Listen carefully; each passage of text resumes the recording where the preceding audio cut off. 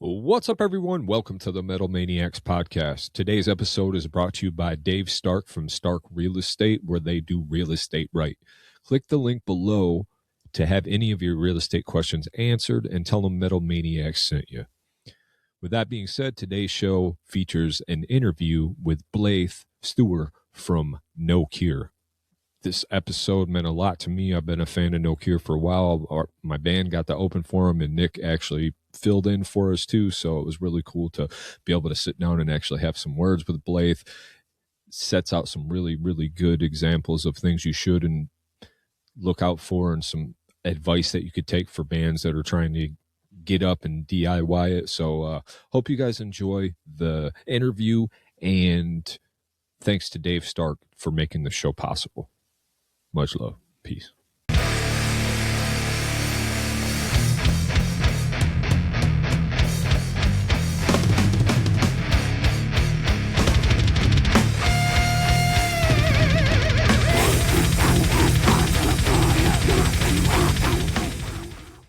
What's up, Joe? I'm Modd. What's good? Yeah, so we actually got to open for you guys. That was a big thing for me. We're a little bit older, and we've been doing the thing for a little while, so being able to open for a band like you guys for us is important. Really cool for us. Modd actually got to fill in. He's not in our band, but so it was cool meeting you out there in Grand Rapids. You guys put on a hell of a show. Appreciate that. Oof. Like Grand Rapids, everyone's always nice to me. It's always been sick. It's good to hear.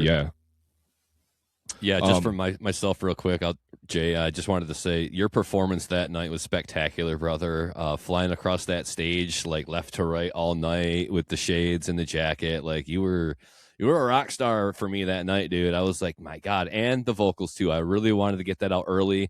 I know Jay and I are going to touch on it, and it brings a smile to both our faces. Like those vocals brought us back to like some 90s Jeff Walker of Carcass. Now, I don't know if that's a band you're terribly familiar with, given your age and your style choices, what have you. But God, those vocals, like just all day. Thank you, sir.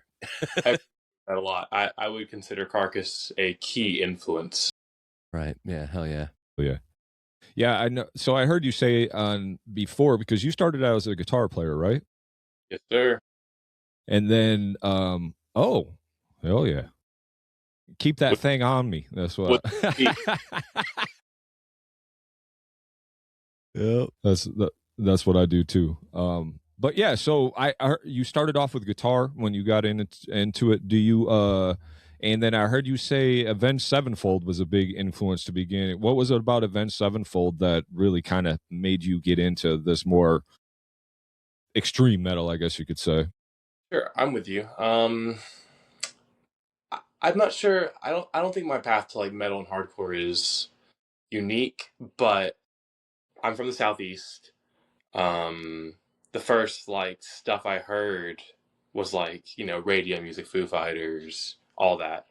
And I found Avenged Sevenfold on my own on YouTube and all that. So like that's like one step, right? It's like they're doing some screaming, they're playing some stuff, you might get some D beats, which Avenged Sevenfold is fairly unique for having that, despite being like, a massive rock band. Like they have like they understand those stylings and bring them in, at least in their older material.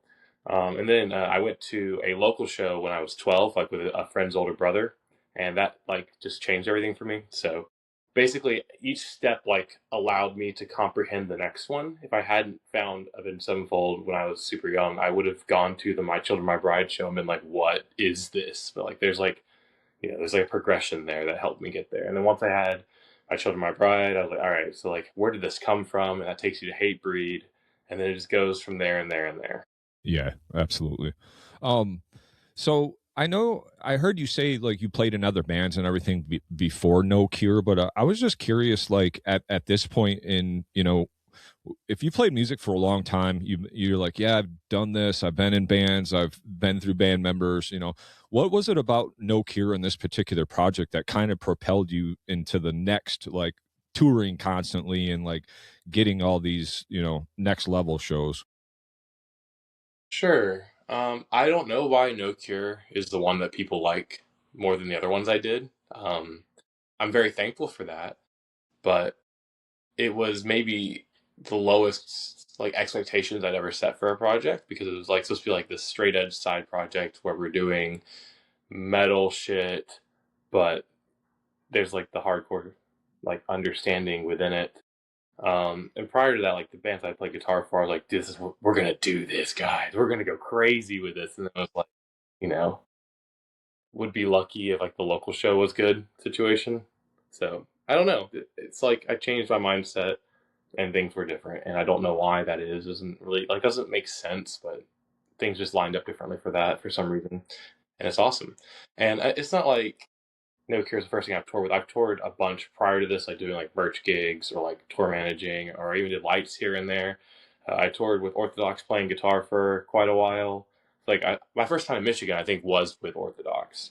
So I've been at it for a minute, but it was never like my thing. So it's nice that right now I get to tour all the time doing, you know, something that I've worked on a lot with people I care about a lot. Yeah, I mean, I think that's maybe the universe rewarding you when you set your expectations as I'm doing this because I love to do it and not because I'm trying to get something out of it, right? Yeah, maybe so. I don't know. I maybe play a couple shows here and there around whatever else I had going on. And that has not been the case. Yeah. Well, starting off No Cure, like the first thing came out March 18th, 2022, or at least was on Bandcamp that day. That was, how long was that after the inception of the band? So Aesop and I were both in Birmingham, and we like met up and like walked around this park in Avondale and just like talked about ideas, because the original thing was like her idea, and I had never sang in a band. It wasn't my idea to sing in this band, and she had never played guitar in a band before. She always played like drums in punk bands, pretty much, and like hardcore punk bands, like very like, you know, boop bop kind of shit, which is awesome. Like super different than what we're doing here, and she kind of had the vision to do that. I don't think I answered your question very well. Well, I was just wondering, like, so obviously, is this a post-pandemic project then? Because 2022 is the first thing that came out, right, for the stainless steel? Yeah. So late 21, we like met up and got some songs together pretty quickly, and it all happened really fast, really. Yeah, so we put For the Stainless Steel out in March and played our first show in April. Yeah, I think the first single, because we did like the Laceration Divine single in February, but like that was it. Like we just all came together, recorded it, and then just put it out. Like there's like no intermediary step, because there was nothing else involved. There's no label, no anything. We're just like, all right, it's done. Do you guys want to put it out now? Yeah, and it was a DIY effort, correct? Yeah, we recorded it ourselves. Duncan, our drummer, he like really like manned that up, placed all the mics and everything, and yeah, we did it like in a big garage, and you can tell it sounds like we did that ourselves. Yeah, but I feel like when you guys moved to Curse from Birth, there was like some giant changes, but that was also recorded by Duncan too, right? Yeah. Realistically, there wasn't really any intent in change. We just wrote more songs, and but we had started playing shows by that point. All this For the Stainless Steel songs were written before we started playing shows, so I guess subconsciously realized like what works, what doesn't. So like we still play The Final Truth all the time off of Curse from Birth, which is super fun live. That's probably my favorite off of that one. Me too, I think. Yeah. I don't know. I like all the songs. Yeah, Firestorm rules too, dude. So, but yeah, we play that shit because it goes crazy. Yeah. But yeah, we did that ourselves as well, but then we had a friend help mix that one, because that was a big change, was that. Yeah, and that's kind of what I was implying, not stylistically, more or less the production itself, where it was like you could kind of tell it was a DIY effort on, you know, the first one For the Stainless Steel. This one, you know, it was DIY, but I thought it sounded great, man. You know, Thank you. Obviously not as good as like I Hope I Die Here or anything, but I absolutely thought it sounded great and captured you guys' sound very, very well. I think it's, I mean, keeping the records raw is always really like a thing that we say a lot, like, oh no, keep it raw, don't like super like edit anything, like try to do big full passes, Like that mindset is very much intact with everything. But yeah, the Curse from Birth just sounds really, really aggressive. If I remember right, I think it's partially because I think we mic'd the guitar cabs in the center of the speaker cone, which is not typical. I could be wrong, but I think we did that, and that could explain why it sounds so like, because it's like kind of shitty. Yeah, but doing that now that I've like experimented with moving the mics around and like heard, oh, it does just sound a little better off the center. yeah. So I heard you also say something about kind of when you guys were started, obviously, since ASAP was playing drums, you were showing showing her how to play guitar, right? I mean, functionally, I would say that Aesop pretty much couldn't play guitar when we started the band, and I mean that with all the love in my heart. I remember our first couple like times getting together, she was like bending each chord sharp and like looking between her hands. And it's like honestly like amazing. Like she rips now, and she put in a ton of work and like made up. Like everyone else has been like playing their instrument for like 10 years or some shit before like doing a touring band typically, and she had like 6 months, and she like got into gear with it. It's amazing. We worked on it a lot together, but I mean I enjoy that, and she's very receptive and picks things up. It's been really nice. And she brought like a different perspective to the instrument because of her other experience with it. And she just plays so just like, I don't know. I'm putting my hand like it's like not. It's like there's no nuance or subtlety to it, and that's kind of what you need for a band like No Cure. Absolutely. I think that's awesome. I mean, especially hearing like the new record, I Hope I Die Here, the newest effort, I should say. I was listening to that yesterday, and I was like, and I've listened to it a lot of times. I absolutely love that record, man. But just like specifically after knowing that and listening to the guitar, I'm like, the guitar is so good on this, man. Like the riffs, like, just that it's such a cool style. Now, are you writing music a lot then? Since you're a guitar player first, are you throwing a lot of riffs in the basket, or? I bring some riffs to the table. I try not to do, too much, but there's some songs that I'm just like, hey guys, I wrote this song. I hope you guys like it. And it usually gets approved by the team. But a lot of my favorite songs have been ones that Aesop and I have worked on together. Absolutely. No, I also heard you say something about you went to vocals because you didn't see a lot of vocals with The Thing. And to mention what Mod said earlier, you have the thing, bro. Like, I appreciate that. Dude, you have the fucking thing. Like when we watched that show, I was just like, what a good front man. And Nick and I were talking about that afterwards, because any guy, I mean, I shouldn't say any guy, but a lot of guys can go up there and scream, sing, turn their back to the crowd, whatever.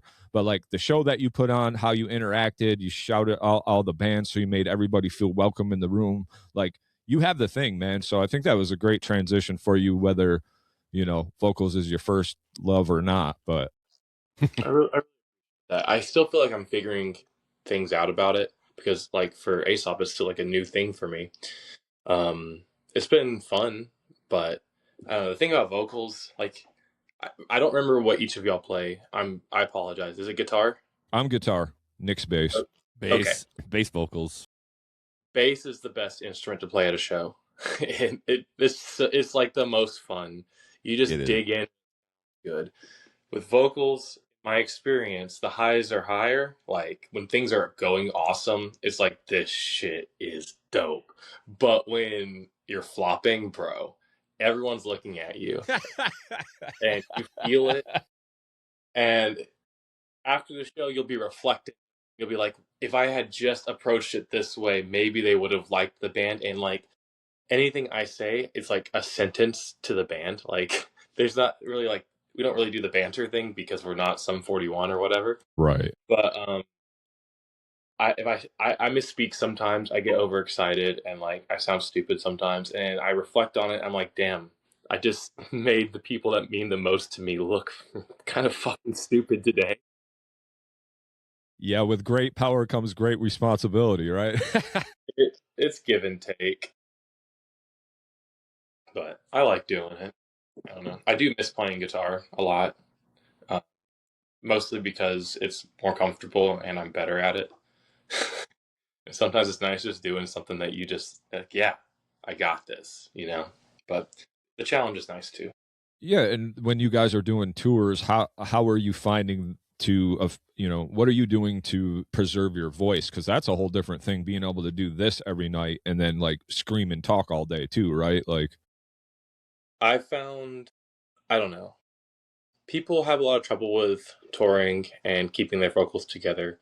All I've found that really matters is if I get my 8 hours of sleep and don't do anything too stupid, I feel like it goes okay. But maybe I'm owing a lot to the straight edge there. Like a lot of like substance stuff, and I'm not trying to like lord over anybody, but like it affects your sleep patterns and your body's recovery rate and all that. It's just hard to stay on top of that on tour if you're getting fucked up all the time, So the fact that I get good sleep and like really prioritize that on tour, like I've been fine.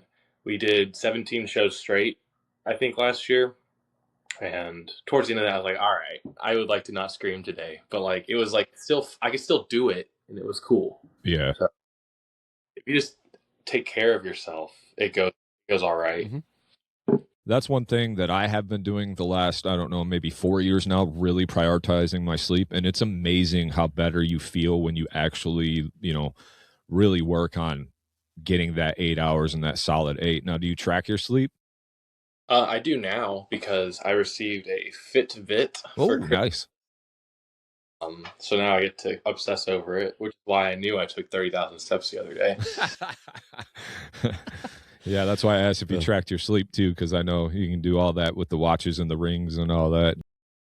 Yeah, I'm excited to have this stupid shit on my wrist for tour, to find out about my heart rate. Yeah. No time. Then borderline fitness nerds here, but I'm the last man to the party when it comes to the sleep, because I got a cosign on that too. When you start falling into like a natural sleep pattern, just going to sleep when you're actually tired and not trying to fight it, and then just getting out of bed first thing when you should and get moving, you're just able to like go through that whole day without any kind of fatigue valley, and you just can stay on the horse riding all day up to doing 17 shows in a row. It's like, yeah, just take care of yourself. I got to agree with you so much on that, Blaythe. Gotta drink your water, that is like, boring. I keep that thing on me, Yeah. Classes around. And then so after the Curse from Birth, you guys move into the Commitment to Permanence. Now, this is kind of one of the longest ones at this point, because the other ones were shorter EPs, right?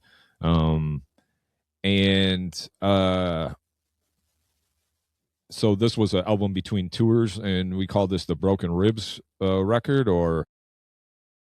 You guys know your shit. Nothing gets by Jason. I was just talking about this a couple of days ago.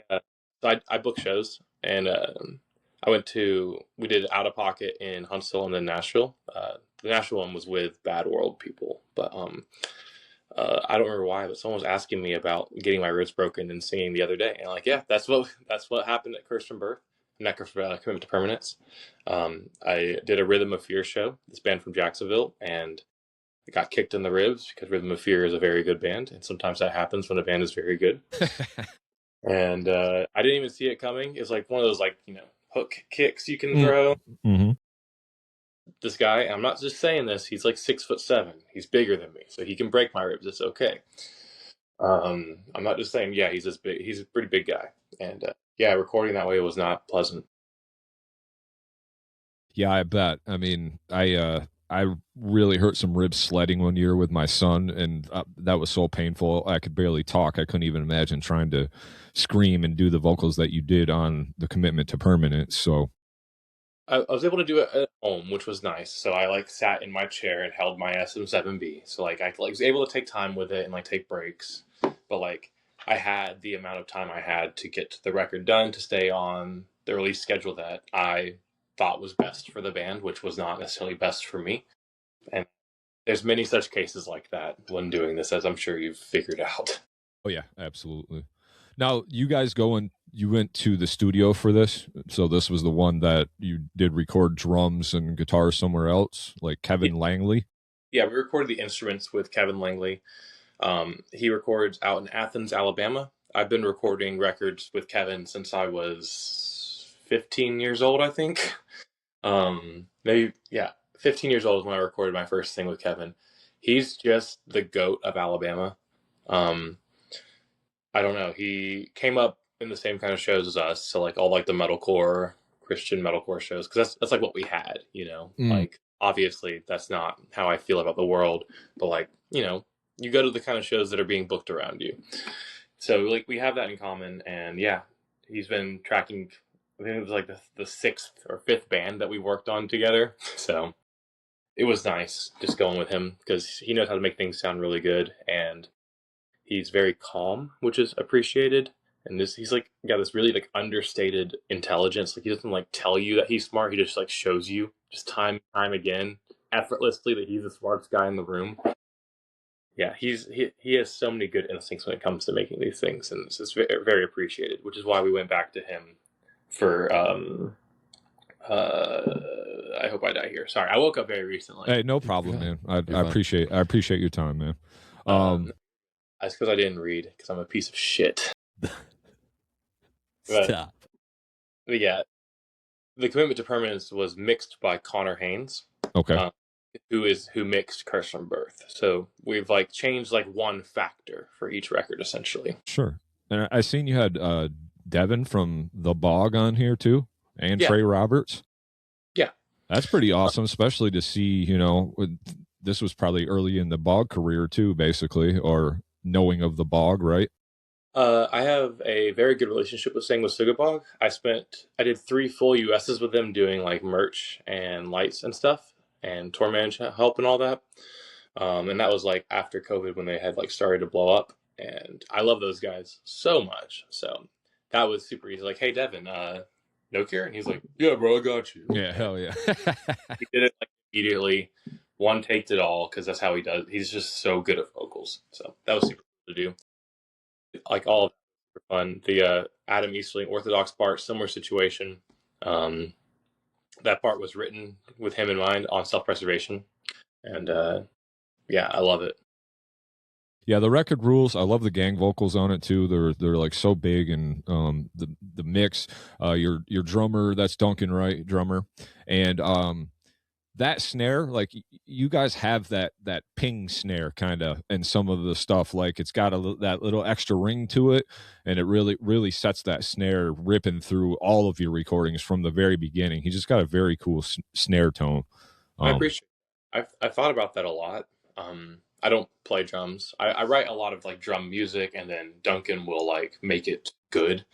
But for a lot of like metal's time, with me being aware of it, like people were trying to do like this like low tuned thwacky snare where like you like feel it like in your chest, but like it would kind of get lost when things are going crazy.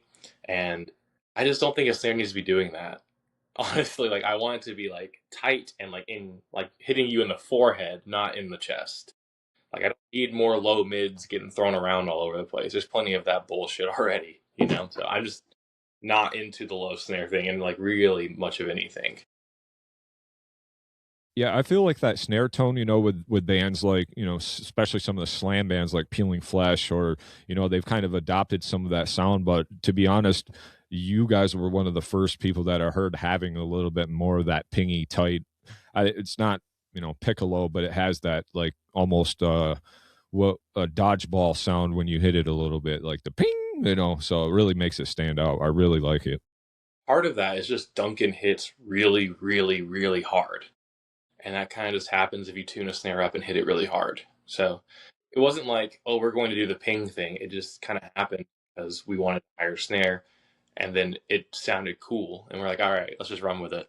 Yeah, it's great, dude. I absolutely love it. But I just kind of noticed that throughout the albums, there's a little character on that snare that's a little different. And he's a hell of a drummer anyway. So he's the most talented guy. It's super awesome drummer, man. And then in 2024, at the end of the year, you guys kind of snuck in the I Hope I Die Here after getting signed to SharpTone. So you were talking and you were saying that, you know, there have been a few other offers, but a lot of times they've kind of been, you know, questionable, or, you know, it's not something that you can really sign. Obviously that, you know, we all understand how that game works if you're in the music business and shape or form. But what was it about the SharpTone deal that made it like, okay, here's the thing that's gonna help us put this band over a little bit, and it was worth your time signing that?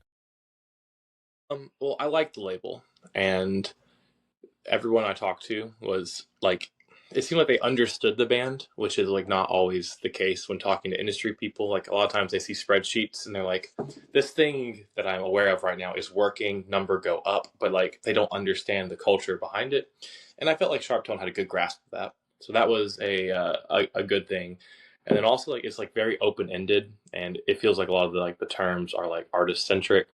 I don't know, it just felt more ethical than some other things we could do, and it's like a shorter time period, so I'm able to do something else or renegotiate sooner than a lot of other deals have allowed us to do, which is something that you need to care about, because if things are going good, you can talk differently about it sooner with a situation like that. You're not locked into the same terms you agreed to 2 LPs ago.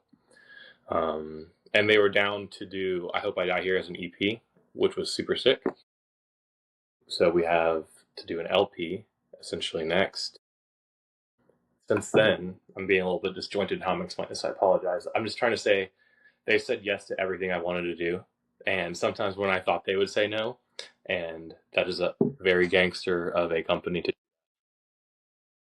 That is awesome. Well put. I love it. Yeah.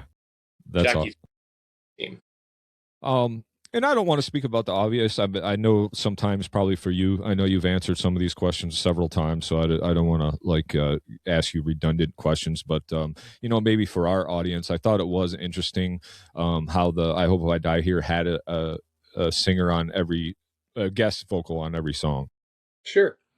And you're asking about why that is? Yeah. I'm just asking, like, what was that idea? And then, what did that look like? Was that part of the bringing that to SharpTone and they said yes because you wanted a different singer on each song, or? Oh, I didn't tell them. Oh, okay. That's cool. So one thing I like about it is that I give them the record, and that is what the record is. I think that's nice. Spreadsheet people love them. Don't always need to know what they think about the breakdown in song 2, Anyway, I digress. So the purpose of I Hope I Die Here was including, people that I felt had contributed to Alabama metal and or hardcore in my experience being a part of Alabama metal and hardcore. So that's why you have My Children, My Bride, Matthew Hastings. That's why you have Gideon, Dan. Those are like 2 very prominent bands from our area in their respective eras. Gideon now I think is bigger than they've ever been. The band is killing it. Super love to see that. And these are also people that I know and have spent time with. So that's why there's some up and coming bands like JT from Cold Hard Steel is on Forced Coagulation. They're starting to tour a lot now, and I super believe in what they're doing. So the purpose was making almost like a love letter to what has happened here and what is happening here. And because I feel like the world is not hey, what's going on in Alabama hardcore? They're not having that thought, and I would like for that thought to happen a little bit more often. Yeah. There's stuff here. We have great shows, but we're not getting talked about as much, and that's reasonable. A lot of that stuff has come from the coasts, and that's where it's really focused. Midwest people, you get it. People kind of gloss over it a little, and I'm just trying to do my part in changing that perception. Well, yeah, I mean, and you throw shows quite frequently, don't you? It is, yeah. That's what I do. Okay. Outside of No Cure is just book shows, and it's not all heavy stuff, but we do the not. We'll do the goofy shit to be able to afford to break even and sometimes take losses on the metal and hardcore shows we care about and make sure they're coming to Alabama. Well, it's kind of like this podcast. We do a lot of bands from our area, and we are trying to kind of do the same thing, but in a different way, right? You're throwing the shows, you want the bands to be heard, and you want the story to be told from your area, which we also want. A lot of these bands, we have some bands in our backyard here that are some of the best bands we've ever heard, period. But it's just how do you get people to actually listen to them or them in front of the right people, right? Yeah. So I don't know. You just do it anyway and hope Yeah. Well, one day. Yeah, I love the absolutely. idea of these communities coming together, our Midwestern sector talking to your Southeastern sector. And I think you have reiterated some points we've made with bands on the show, Blaythe, and that is that community element that you've got in this album here with incorporating all of your friends on the most recent release, the I Hope I Die Here. That echo of sentiment, carries through here too. We talk about all of the same bands in our backyard and how we are all interwoven together and just trying to get these shows together and sometimes gang up on either a split or, gang up in the vocals just on somebody else's song. I see that and I love to hear that because it echoes so many things that I've heard before in our own backyard. So I think you're killing it with what you're doing right now. Keep it up. Whenever we play the Midwest, like, I don't know, I feel like there's like a kinship of like the flyover thing, Yeah. Like people outside here, they don't know. I agree. 100% I agree. This is one of the best places to play like DIY shows right now, and I feel like I'm in like the select council that gets to know that. Like I get to know that, hey, it's time to go to Indianapolis, it's time to go to Evansville, it's time to go to Grand Rapids. Yeah. So I'm gonna just go and have great shows over there because I know. And I don't think you'll get any of that judgment from any of us in the Midwest. Like I heard you say you've gotten before, like, just pigeonholing Alabama as A, B, and C, which is kind of weird. It's like, no, they have everything everybody else has, it's just, so you'll never get any of that judgment because we are all part of the flyover states, so. Yeah. Yeah. I would say that the two states with probably the worst reputations are Alabama and Mississippi, based on what I've gathered being an adult in America. So it's nice to try to push against that a little bit. Sure. I got a kind of it's just something that I have to ask since I have you. What makes your band a hardcore band? That's hard for me to answer because it's not like my thoughts and feelings on this are like not the most relevant. It's up to the listener to really decide these things. All I can know is like where the influence comes from and what culture we contribute to and are a part of. I feel like when talking about bands, it's like hard to like only talk about just the sound. You have to talk about the culture, behind the band as well. And, some band might, be like, obviously like sounds like a metalcore band, but if culturally they're contributing and pulling from hardcore, it's like a different conversation than just like the one-dimensional exact sonic conversation. So I guess it's kind of like a vague answer, but it's not for me to decide what people decide that we are. Okay. And the only reason why I asked that, I'm not subgenre police. I don't really care about that. Sometimes I like to find stuff later in the box that I put it in just so I kind of know.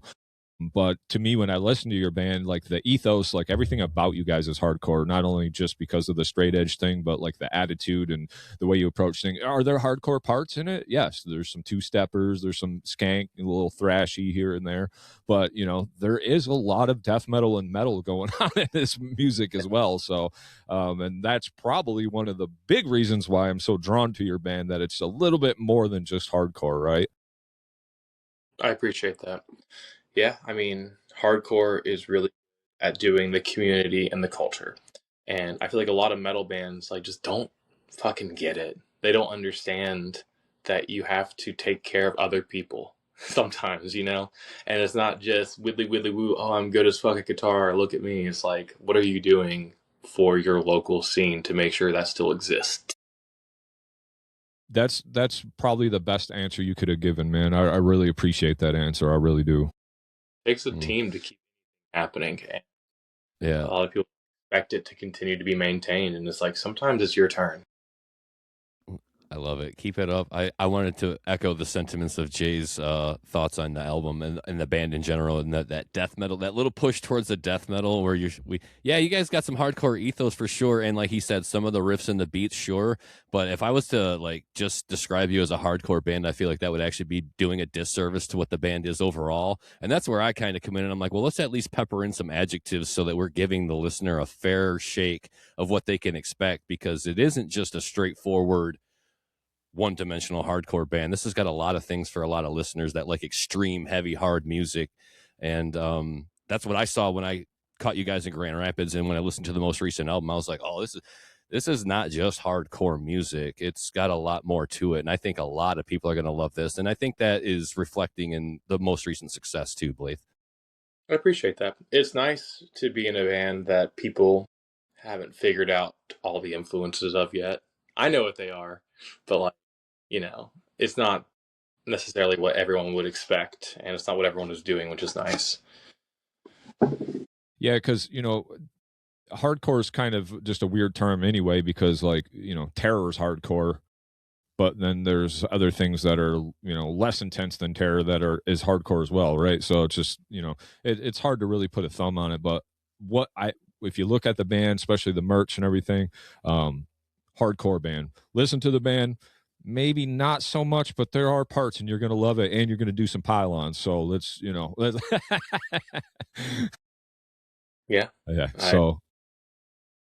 So yeah, you guys blend it well though. So I would say.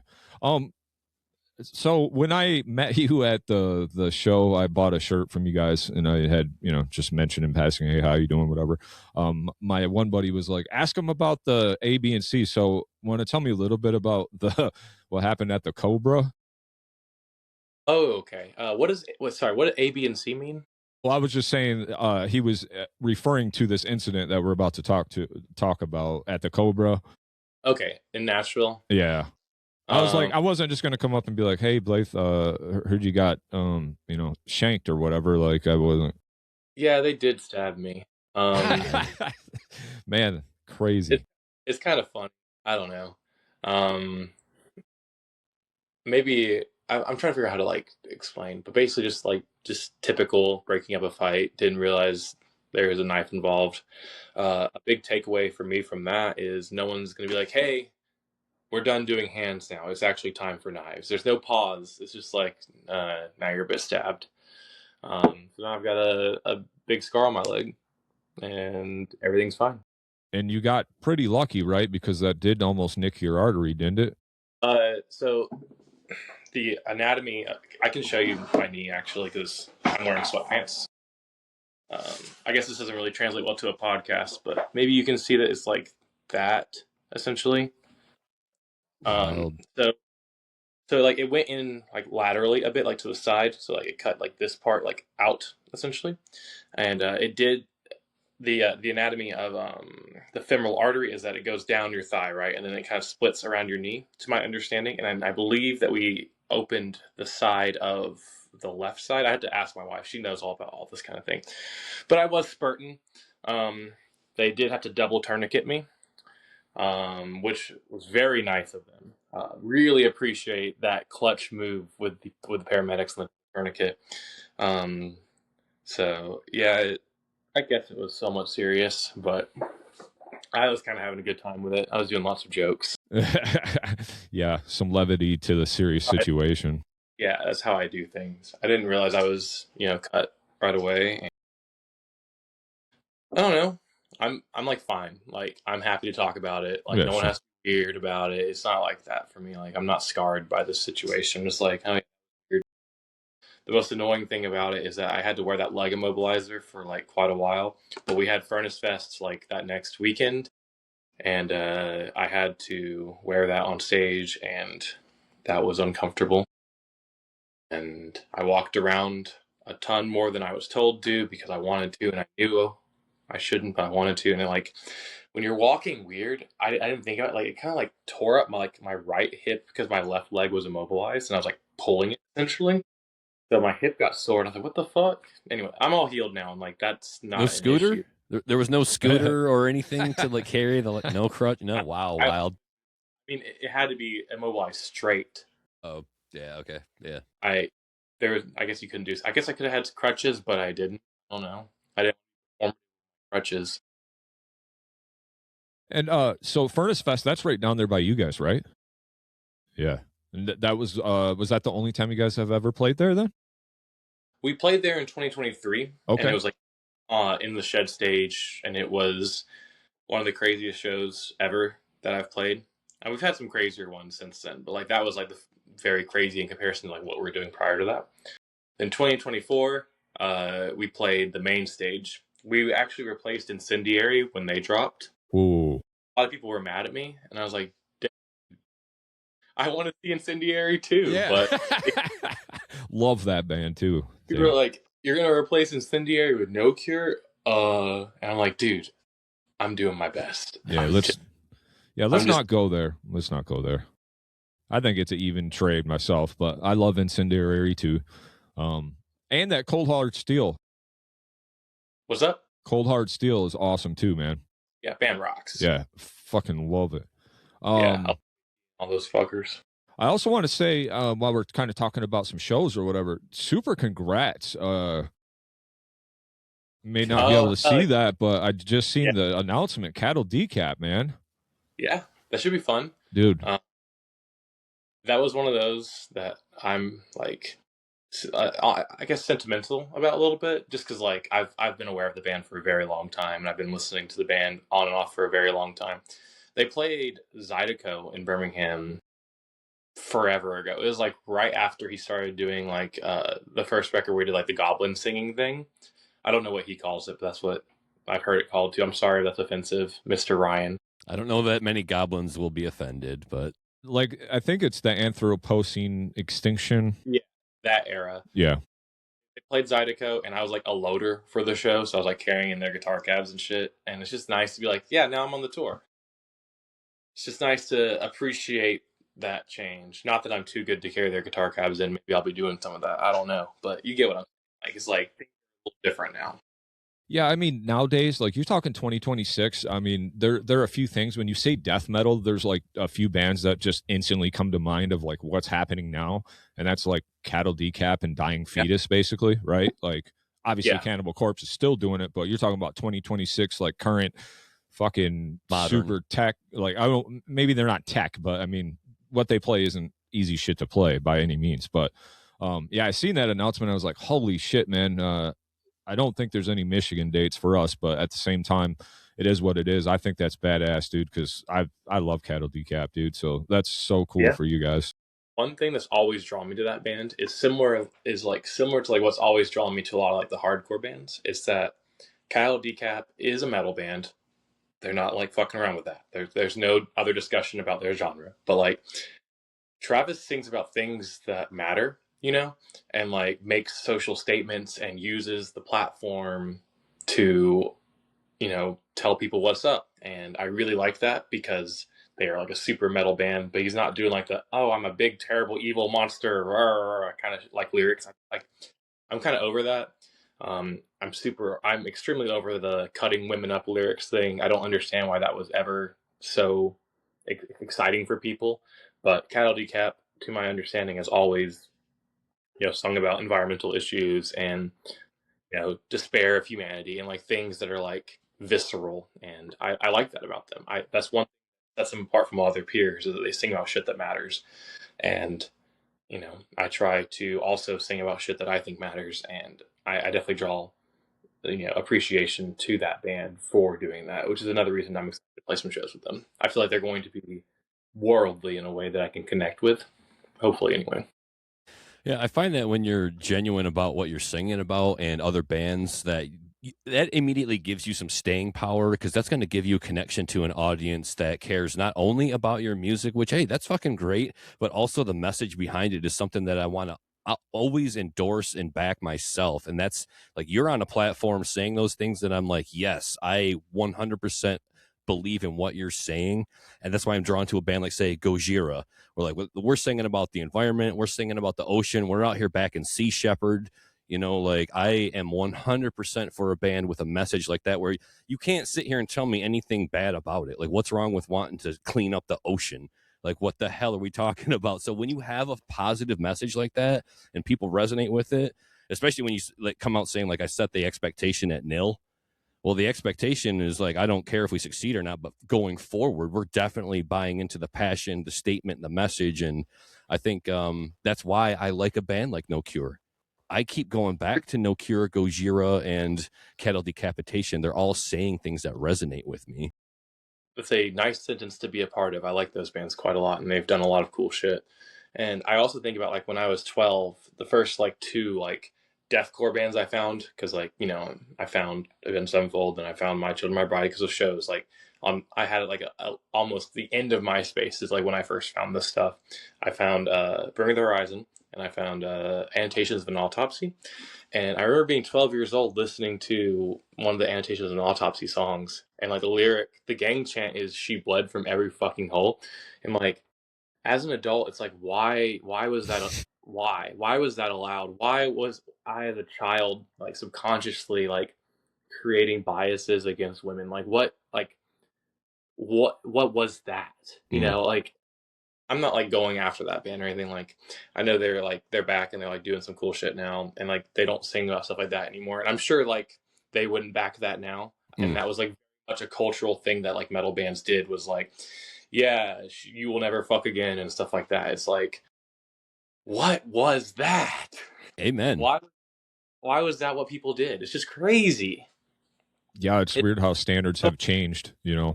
It is so profusely uncool. Amen. I don't get it. And as an adult, how could you go back and try to sing those lyrics? That would be tough too, you know. It's like and I'm not going to be like, oh yeah, Paramore shouldn't play Misery Business. I think that going that far is like a little silly. I don't think Annotations shouldn't play their old songs. I think the art already exists. Play the songs that your people want to hear. But it's just like, how do you like rev yourself up every day? Like, I'm going to do screaming and like getting pumped to go on stage, and it's like, yeah, we're going to cut women up. Like, what? Not me, bro. Not me, bro. See, that's what I love about diversity in metal, is like you go ahead, and that also why I like free speech. I'm a big free speech proponent. Tell me where you stand, so I know to cut you the fuck out of my life. I don't listen to them bands. I don't listen to that shit. I'm 100% with you. Also, it's just something that, especially as a father of a daughter, I don't never want to read shit. I don't ever want to read shit, hear shit like that. I had a hard enough time escaping what's going on in the world. Can we talk about something a little bit more meaningful and positive, please, than all that bullshit? It doesn't have to be positive. It just can't be stupid. Yeah. I mean, there's a ton of old Cannibal Corpse stuff that's like super gross, like Chris Barnes era stuff, and like I do love that shit. You know, I draw from that for No Cure musically all the time. Like, sure, respect to the greats, but it's like, why that? Yeah, it touches a nerve for me, so I had to get in the same boat with you, Blaythe. Have you met women? That shit's awesome. Yeah, exactly. I love women. Absolutely. Would not play those songs around them or alone and hide it from them, because that's also weird. Like, what the fuck are we? Like you said, what the fuck are we doing?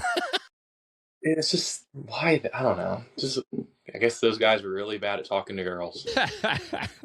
Leave it at the that. first incels. Yeah. So incels out of metal. Yeah. So I wanted to ask you, man. You know, obviously you guys, you know, been touring for a little bit now.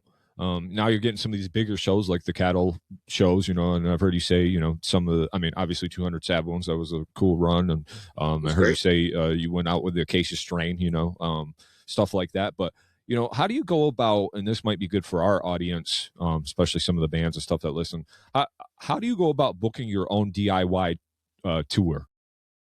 So I was our de facto agent when we started the band, just because I had a lot of connections, you know, in like the regional scenes from my other bands doing DIY shows and like touring and just being a part of the community. You like meet people. A big thing you can do is like go to other shows in like the neighboring scenes and just like be a part of their shit. Like I'll go to Nashville still every once in a while just to like go to the show and see everyone be like, yeah, what's up? And that's critical. The biggest thing you can do to like really start branching out and like building your little spider web out from your city is like show trades with a band, you know, the next city over, and like do a great show with them in your town on Friday, and then on Saturday go over to them and they do a great show for y'all. And like that is a great way to like build your spider web out from like where you're at. And I've done a lot of that in my time. So like I would, you know, do a show for a band in Birmingham, then we go do their show in Knoxville or Atlanta or, you know, Nashville. It's like, look, 2 to 3 hours ish, depending on where you're at in the country, of course. That might not work in the very big Montana and stuff like that, but that's, in my experience, that's what was very effective, and just being around. And like part of the reason not reason, but like a benefit of doing the DIY shows is that I'll book a band, and then if they have a good experience, if I know that they know who does the good shows in their area, I can be like, yo, I haven't seen you since that show. Hope that was a good time.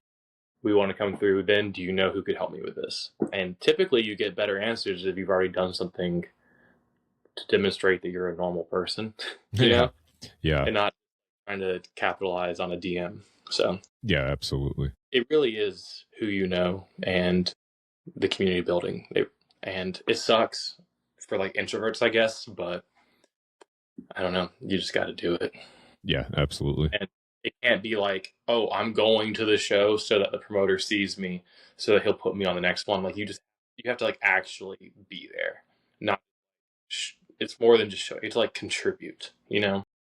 Yeah, it goes back to almost what we were saying at the beginning, where it's like, do it because you love doing it and not having a bunch of expectations. And then it seems like those expectations that maybe you would have, maybe they'll pay off in the long run. But sometimes relationships, they're 4 or 5 years in the making, or a few touch points, right? It's not always just, oh, what can I get out of this or whatever, like that's not a great way to do it. You got to do it because of the love of doing it. And like you said, contribute to the scene, be a part of it, be seen, go to more shows than just the shows your band's playing at. Stay for all the bands, just simple shit like that too means a lot, Yeah, but I mean, if the show's running late, I kind of get it when people go home. Like, if you gotta run your night. If you're doing screaming music after 10 on a weekday, dude, people have jobs, people have school. Get it together. Get a shared backline. Make some set times, and just stick to it. Like, I don't know. I don't want any screaming after 10 p.m. That's crazy.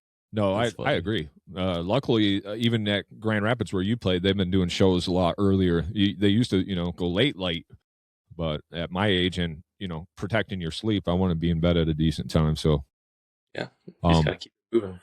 So just getting the Cattle Decap tour. Now, do you guys have like an agent now? Is that who's taking care of your stuff, or do you have a booking agent, or, The band has a booking agent. Okay. I think...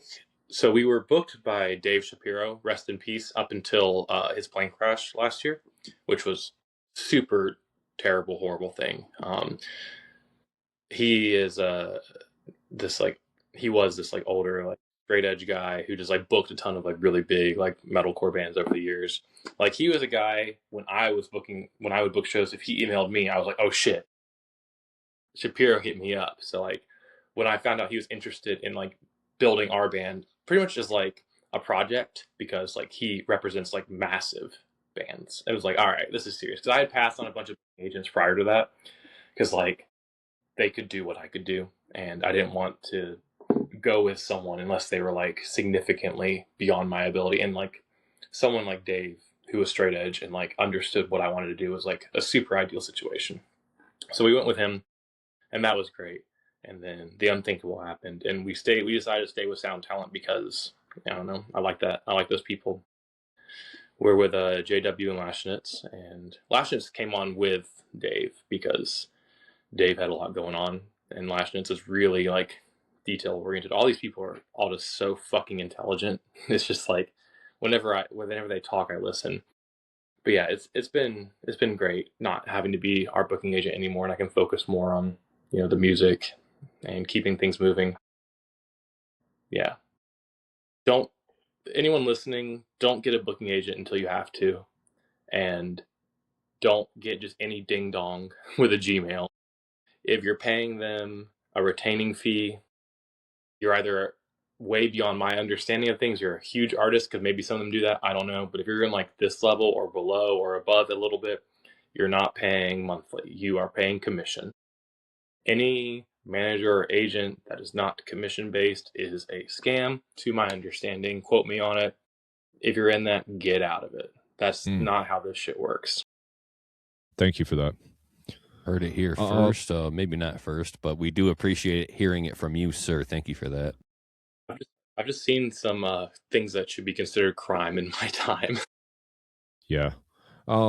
Is there, so Fantasyland here, you get to go on tour with 3 or 4 other bands. What other 4 bands would you pick besides your band for a dream tour? I can do anything? Anything, dude. I don't care what it is. Floor is yours. Yep. I would love to tour with Deicide because I want to see up close if he still has the upside down cross branded on his forehead. I think it's still noticeably there. But I want to see it. I gotta. What a selfie, that shit. What up, Glenn? Yeah, I want to talk to Glenn. I've always been like super fascinated by DSI. They just seem so fucking evil, and I just want to see like what's he like when he goes to get coffee. That would be nice to know. Well, no, just black. Continue. Just Sorry. Black. That's all he likes is coffee. Black is Satan.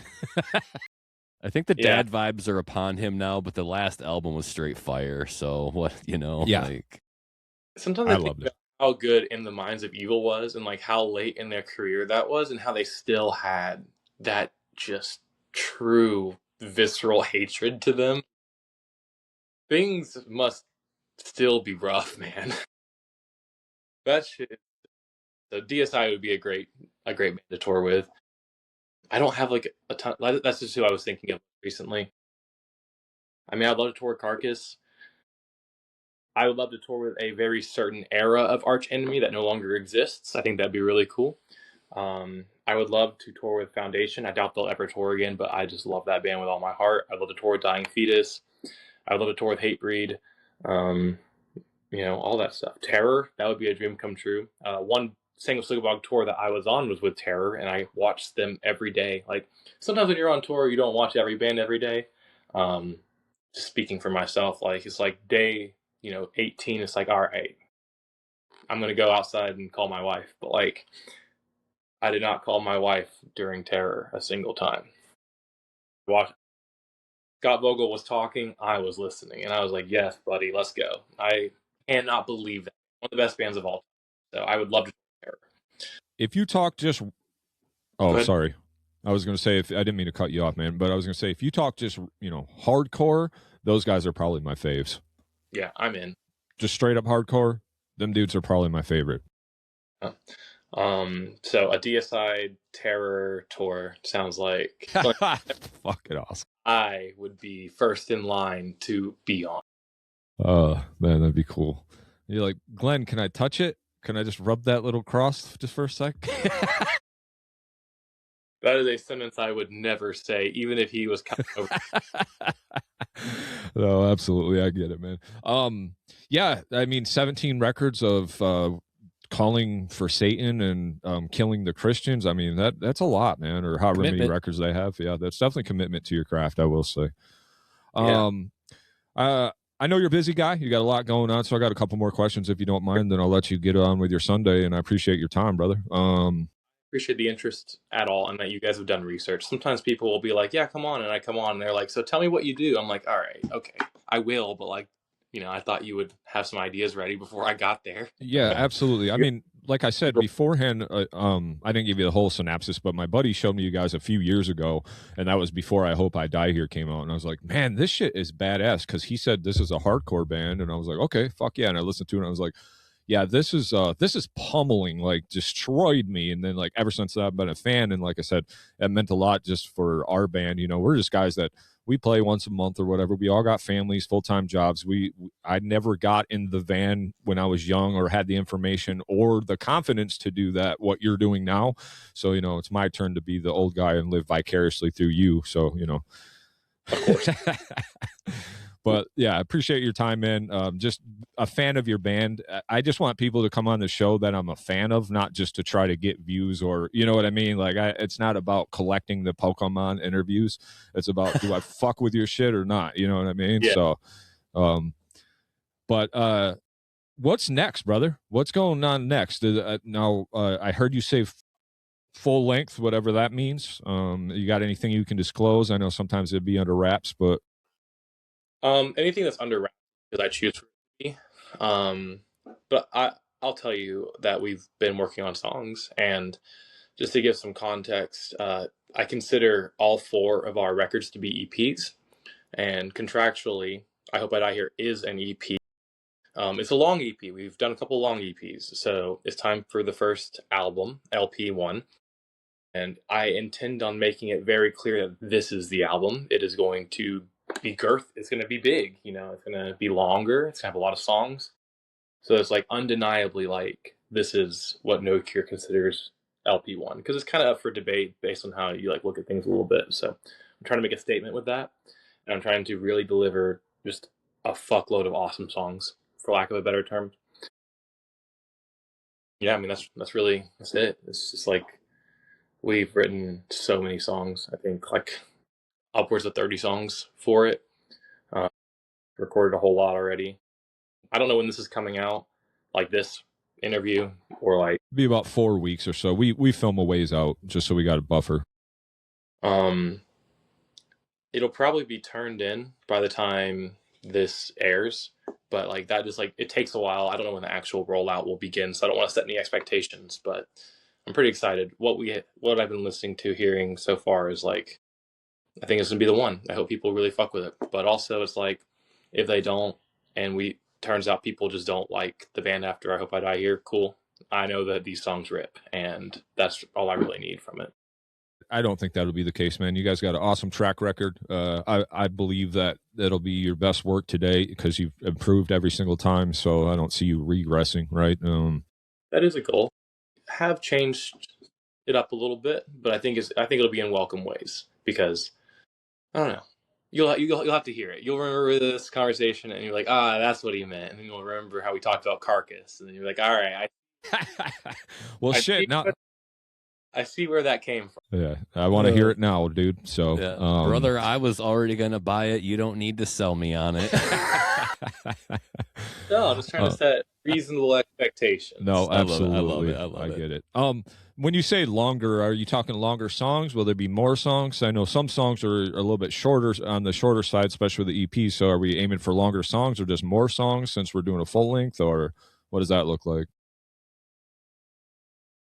I don't ever see a reason for No Cure to write a 5-minute song. Maybe I'll eat those words, but as of right now, that doesn't really fit into the format of like what I view the band and how it should be doing. We do lots of short songs because I figure out how to say everything I need to say in that amount of time, and then it's time for the next thing. But there'll be some 3.5-minute, couple songs like that in there probably, but like most of it's gonna be in the 2 range. Probably a 45-second song in there, just because that shit's awesome. But yeah, definitely just longer track listing, and like more of like you can sit down with it, because I Hope I Hear like it's like 20 minutes long. Like, why don't you be done with your run by then? Right. All right, man. 2 more questions for you, and I'll let you go. I heard you talk a little bit about. Like I said, I heard you say a bunch of times that you're a busy guy, but I did hear you say something about video games. Sure. You like playing video games? I don't want to be like, I'm so busy. Yeah. And so like, it does feel kind of crazy some days. I don't know. It's just, there's a lot of irons in the fire at any time, and I just try to stay busy. But yes, I do like video games.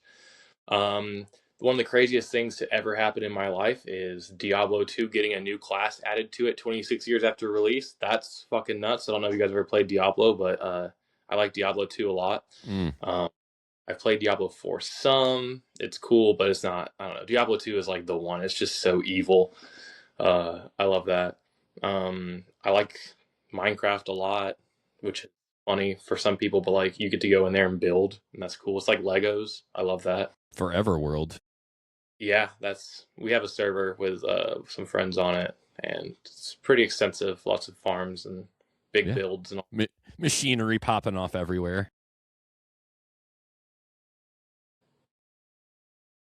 I tried World of Warcraft for the first time recently because my mom and stepdad play it, and they wanted me to play and hang out with them because I guess they needed some help with some stuff. And I'm trying to get into it.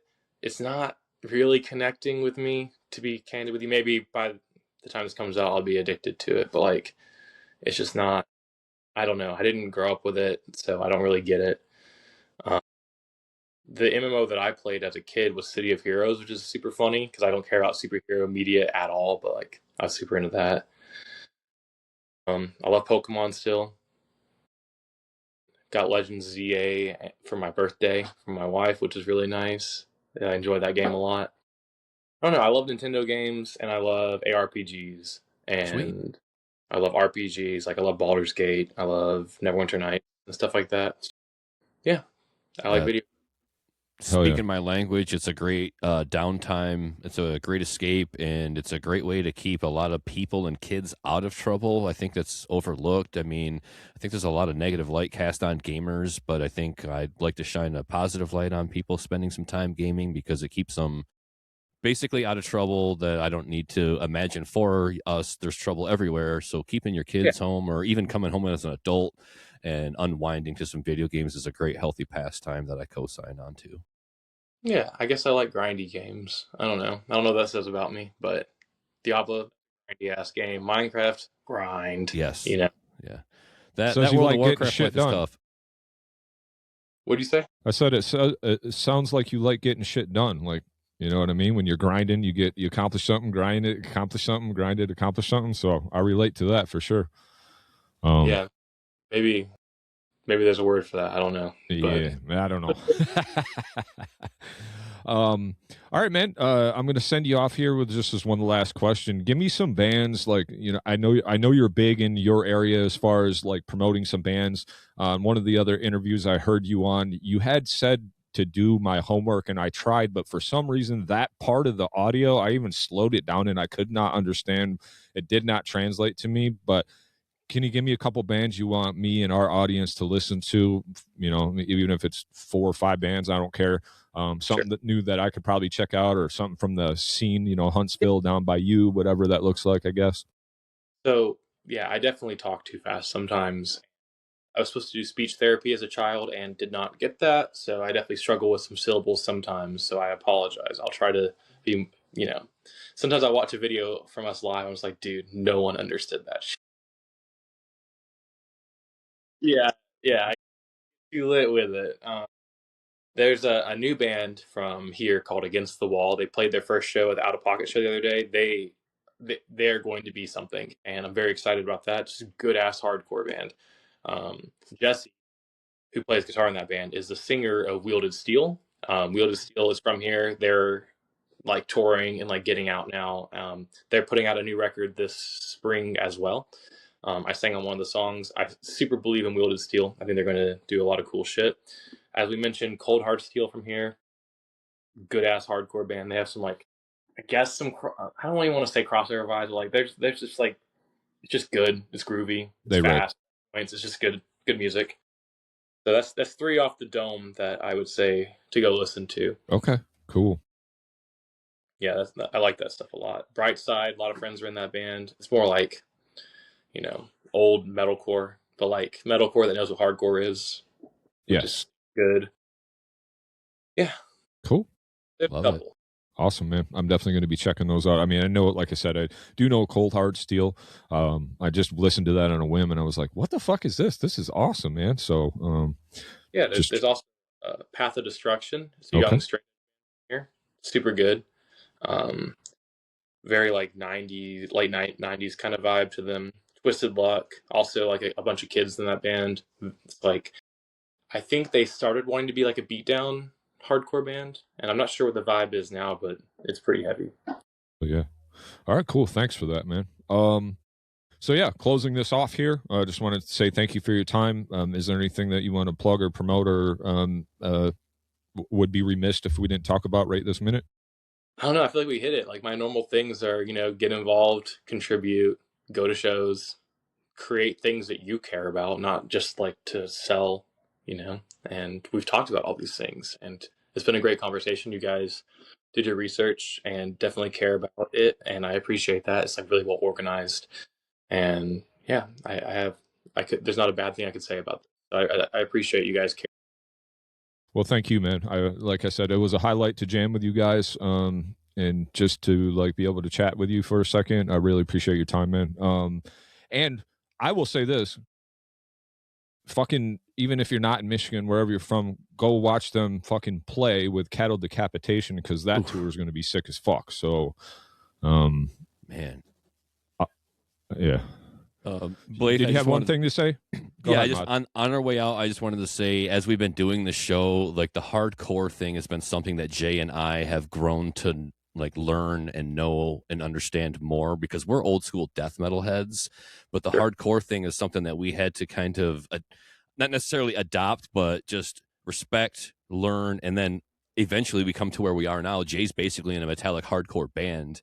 But where I wanted to go with this is to let you know that I love the blending of the culture and the ethos and moving what is said in hardcore music into the metal world. And that is the thing to me that, again, gives you guys staying power and is going to always like give me like, yes, mad props to No Cure for what they're saying and how they sound on two fronts. So with that, thank you for bringing those ethos into the metal culture, because that is something that I appreciate these days more than ever. So I think keep killing it, and I look forward to the full-length album from No Cure, brother. It's going to be great.